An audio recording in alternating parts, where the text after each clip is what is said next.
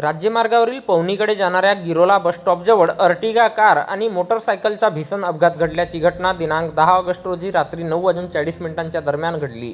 चांदोरी येथील रहिवासी गजानन चरण शेंडे वय 38 वर्षे आणि दुधराम गंगाधर खराबे वय 70 वर्षे हे आपल्या दुचाकी क्रमांक MH36Q 4865 ने भंडाराकडून पवनीकडे जात असताना विरुद्ध दिशेने येणाऱ्या अर्टिगा कार क्रमांक MH49 CD 0150 ने त्यांना जबर धडक दिली.